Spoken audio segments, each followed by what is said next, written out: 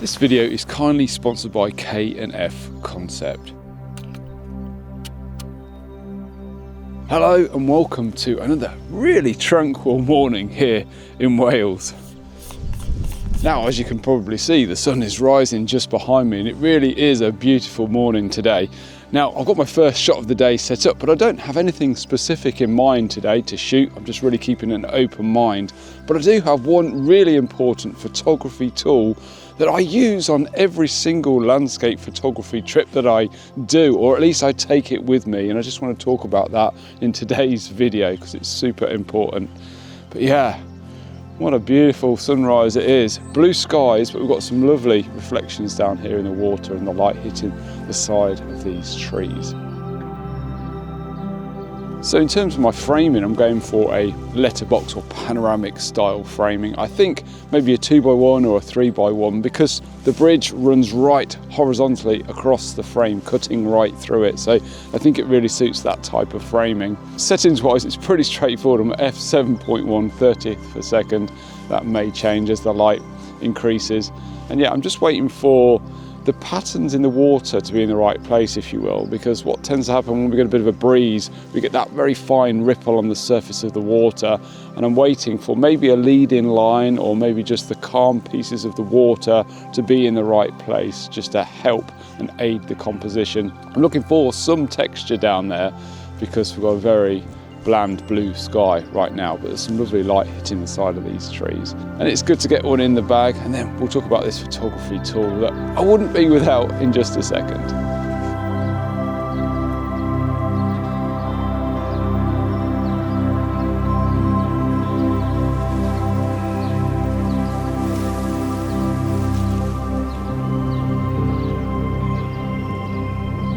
So I'm not really sure if that first shot works out or not, but there's tons to shoot in this area, so I'm hopeful we can capture some other images today. Now, there's lots of wild birds here and the spring flowers are just coming out. There's an abundance of wild garlic in this area, so that might be an opportunity for us. Also, I've spotted otters at this location before, so that's an area that I want to explore first. Yes, wouldn't it be great to see otters this morning? It really would. Ideal conditions, to be honest, nice and calm. So as you might have noticed, I was using a polarizer on that first shot to manage some of the reflections, and it's such a valuable piece of equipment to use. So if you're not familiar with a circular polarizer, or CPL as it's sometimes known, this is one right here. And it's the one filter I just wouldn't be without. In fact, like I mentioned, I take it absolutely everywhere with me when I'm out shooting landscapes. It has many benefits, which we'll get onto in just a second. But first, let's get a bit further down the trail.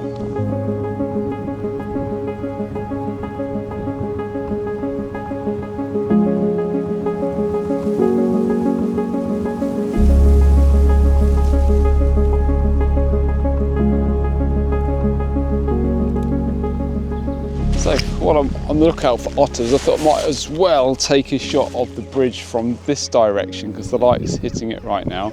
And there's some blossom and spring greens down here on the left hand side. So yeah, I might try and work with that.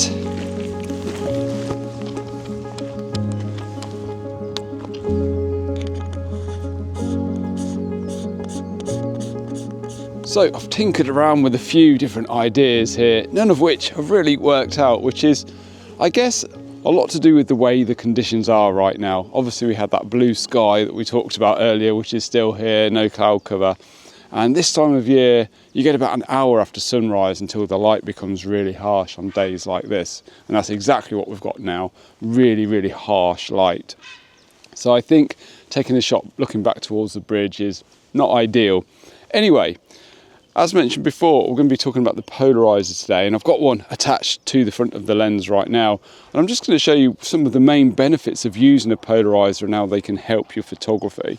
So one of the main reasons to use a CPL or a circular polarizer in landscape photography is for removing unwanted reflections. Now, I think this little scene down here is a great example of how you can remove reflections from the water. So essentially, once you've got your polarizer attached to the front of your lens, all you need to do is rotate it and you will see the difference in the polarization and how it affects the image. So as I rotate the polarizer here, you can see what it's doing. It's completely taking away some of those reflections down here in the water and allows us to see through the water. So say if there's something you want to expose underneath those reflections, like some logs or some lily pads that are growing underneath the water, or some rocks or colourful stones, something like that, you can cut through that reflection and then pick out those details below. This doesn't just apply to water either. It works on leaves or pretty much anything that's catching light. I often use a CPL in woodlands too, because it helps to cut down on specular highlights and makes the colours feel a bit richer and more balanced.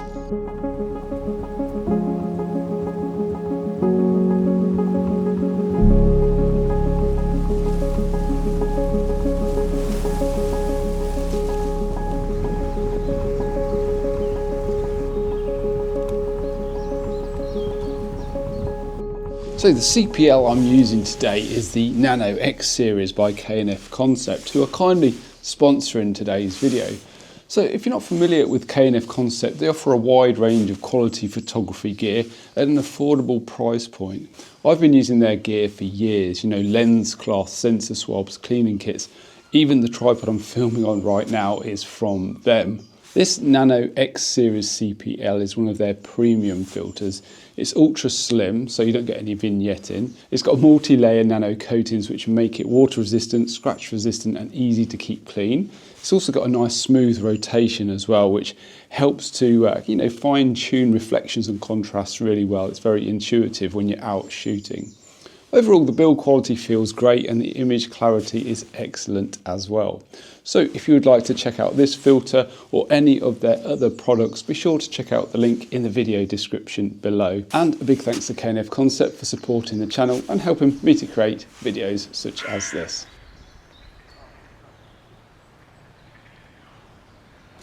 So last time I was at this location, I saw the otters and they came out of the embankment on the other side, swam right across and they were catching fish. It was absolutely amazing. I'll put some clips up if I can find them. Haven't seen them this morning, but we are a little bit earlier on in the season. Last time there was a lot of reeds in the area, a lot of cover for them, so they didn't seem too bothered. Here it's quite barren, there's nothing showing yet. Spring is a little bit late this year, but yeah, I think we'll keep wandering. You never know, they might have even moved, they might even be further down the lake. Anyway, let's go and see if we can find something else. Now, I've never been down this area before, so it's completely new to me, so I have no idea what I'll find. So who knows what could happen. And it is absolutely stunning. Lots of bird song, absolutely tranquil, just beautiful. Anyway, a couple of other reasons why you might want to use a circular polarizer. So the first being in the mountains. So if you're in the mountains and you get really hazy conditions and it's difficult to see detail in the background, the CPL can sometimes help you cut through that haze, so it can help you, add a little bit of contrast to your background, helping the mountains pop. It also does similar to the sky as well. So if you've got a very dramatic, moody sky, if you use a CPL, you can increase the contrast in the clouds, really making your clouds pop. It also saturates colours like blues and greens as well, which is great for woodland photography, or if you want to make your blue skies pop as well. Now, because the light is so harsh right now, I think I'm looking for something more intimate, some detailed shots, or maybe something that's in the shade. I'm really interested in wild garlic and bluebells this time of year, so I'm looking for early signs of them. And I think I've just seen a really nice patch of wild garlic actually just up here, which looks pretty cool. Let's go and check it out. So this area here is absolutely lovely, and it's quite strange really. The flowers are almost in full bloom here, yet in other areas, nothing at all. So just shows you, if you do hunt around and look, you can find stuff. You've just got to put the groundwork in, haven't you? Now I'm just going to explore a little bit here, see if we can make something work or not. Looks like the path continues further up and I can still see some white flowers further up as well. So let's take a little wander, see if we can make a shot work here in these difficult conditions. But yeah, this looks really good.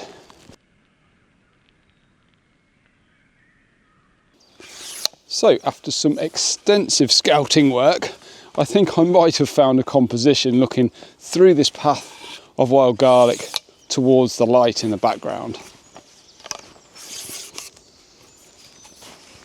So we're all framed up vertically here. I'm shooting at about, what, 30 millimeters, something like that, looking through this glade of wild garlic towards the light. And I think it looks quite nice. It's the best I can do in this area. So there's a little bit of clutter in the midground, but I think we can gloss over that. Now I have got the polarizer on and it's really helping in this situation.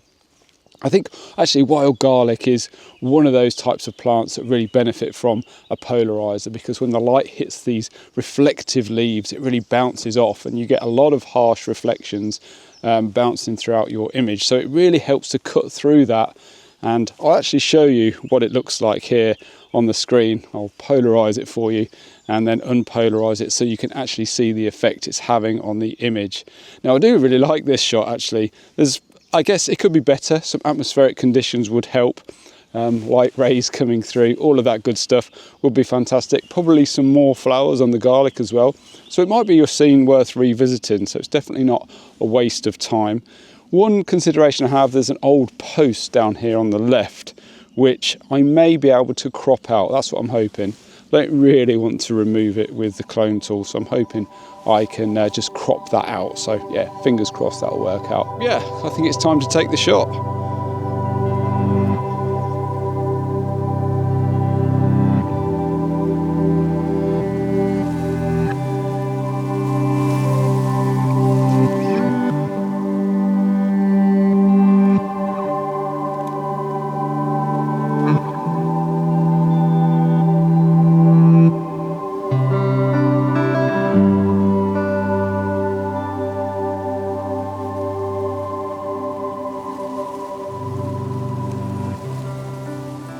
Now obviously there are loads of benefits to using a CPL, but there's also a few reasons it can hinder or even completely ruin your photos.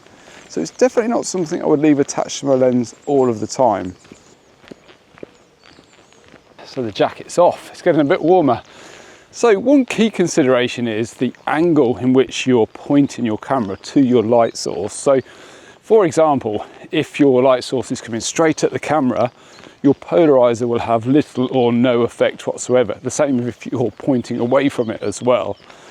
So the best angle is 90 degrees to the light. So for example, the sun at the minute is directly in line with my shoulder. So 90 degrees to the way I'm pointing, meaning if I was pointing that way, I would get a full polarization. So yeah, the angle of light is really key for getting maximum polarization. So another thing to watch out for is when you're using a wide angle lens. Now this can be quite troublesome because with a wide angle lens you've got such a wide field of view, haven't you? And it means you might be pointing both 90 degrees towards the light and almost straight at it, meaning one side of your frame will have more polarization than the other. And you can really see this, especially on blue sky days where you'll get half of your frame really dark blue, the other quite a light blue. So yeah, it can be very problematic with a wide angle lens. Another consideration is when you're shooting panoramas, because this can be quite tricky too. So if, for example, you've got a series of 4 images that you're trying to stitch together, if the polarization was more on the right hand side of every frame, when you stitch them together, it's going to be very, very difficult to get those tones to blend together. Essentially, the right hand side of every frame would be darker than the left. So yeah, stitching and joining them together becomes more problematic. So I would never use a polarizer when shooting a panorama. Yeah, it can ruin your panos, it really can. Another thing to bear in mind when you've got your filter attached is it's probably going to reduce about a stop of light entering your camera. So depending on your conditions and settings, that might either hinder or help your actual composition. So if you're new to filters, the best thing to do is buy a filter for the largest lens that you own. So my largest lens has a filter thread size of 77mm. So I buy a filter for that lens. And for the rest of my lenses, like this one, which has got a 67mm filter thread, I'll buy one of these, which is a step-up ring. And this takes my filter thread size here from 67 to 77, meaning I can use the same filter on this lens, and I'll do the same for all of my other lenses as well, meaning I've only got to buy one filter, which will save you a ton of money. So yeah, step-up rings are great. They don't cost a lot of money. I think K&F do them, so yeah, feel free to check out their website as well. But yeah, you can buy them for all of your lenses, throw them in your bag, and then you can just use the one filter and you're good to go. Now, there's a few different types of filters that you can buy. You can buy magnetic ones, or you can buy screw-on ones. Now, there's pluses and minuses for both. I'm really not sure which I prefer. The magnetic ones obviously save you a lot of time. They're easy to put on, take off, but they come with their risks as well. Like if you're moving around, if you're shooting a lot of handheld stuff, obviously you've got the potential to knock it off the front of your lens and damage it. I've had a few that I've dropped before. So if that's more the type of photography you do, maybe a screw-in ones are actually better. But yeah, just a few pluses and minuses for the different types. Anyway, I do hope you enjoyed this week's video. If you did, you might like the one that's at the top here, and why not check out my composition ebook, which is linked over here. Anyway, until next week, a massive thanks for watching, and if you enjoyed it, please be sure to give it a like too. Anyway, take care, and I'll see you all again next week.